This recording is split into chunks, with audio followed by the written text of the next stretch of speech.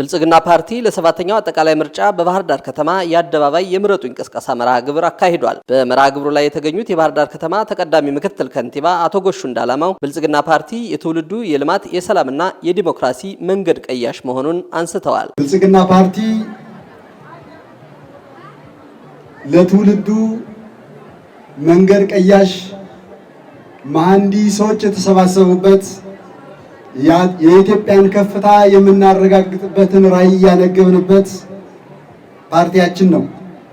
ፓርቲያችን ብልጽግና ግልጽ ዓላማዎች ያሉት ሀገራዊ አንድነትን በማጠናከር በዜጎች መካከል ያለውን መከባበርና በክልሎች መካከል ያለውን ወንድማማችነትና እህትማማችነት በማጠናከር ጠንካራ እና ተምሳሌት የሆነችውን ኢትዮጵያ የመገንባት ዓላማ ያለው ፓርቲ ነው። የተጀመረው የልማት ጉዞ በስኬትና በሙሉ አቅም እንዲቀጥል ነዋሪዎች በሰባተኛው ጠቅላላ ምርጫ ንቁ ተሳታፊ በመሆን ፓርቲውን እንዲመርጡም ከንቲባው ቅስቀሳ አድርገዋል። እነዚህን የለውጥ ትሩፋቶችና የለውጥ ጉዞውን አጠናክሮ ለመቀጠል እነሆ በሰባተኛው ሀገራዊ ምርጫ ተፎካካሪ ፓርቲ ሆኖ ቀርቧል።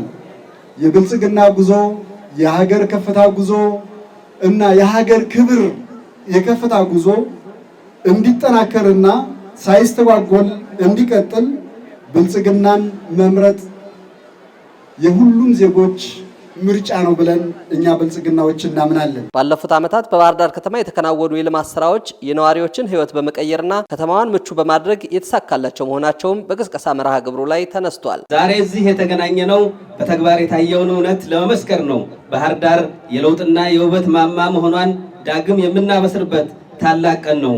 ባለፉት ዓመታት በብልጽግና መሪነት የጀመርናቸው ስራዎች የከተማችንን ገጽታ ብቻ ሳይሆን የነዋሪዎቿን አኗኗር እያሻሻሉ ይገኛሉ። በኮሪደር ልማት ባህር ዳር እንደ ስሟ ውብ አድርገናታል። መንገዶቿን ተውበዋል።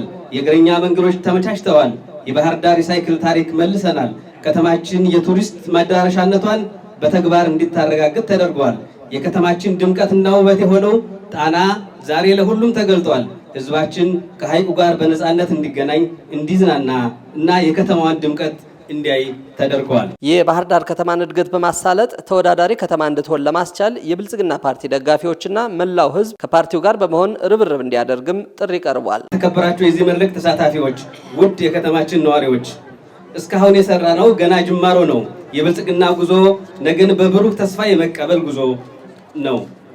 ብልጽግናን መምረጥ ማለት ልማትን መምረጥ ነው። ብልጽግናን መምረጥ ማለት ዘላቂ ሰላምን መምረጥ ነው። ብልጽግናን መምረጥ ማለት ጠንካራ ህብረ ብሔራዊ አንድነትን መምረጥ ማለት ነው። እኛ ቃል የምንገባው በስራ ነው፣ የምንመራውም በተግባር ነው። መጪው ጊዜ ለባህር ዳርና ለነዋሪዎቿ ከፍታ የሚበሰርበት፣ ከተማችን የዓለም የቱሪስትና የኢንዱስትሪ ማዕከል የምትሆንበት ይሆናል። ከብልጽግና ጋር ባህር ዳር ወደ ታላቅ ከፍታ ትደርሳለች።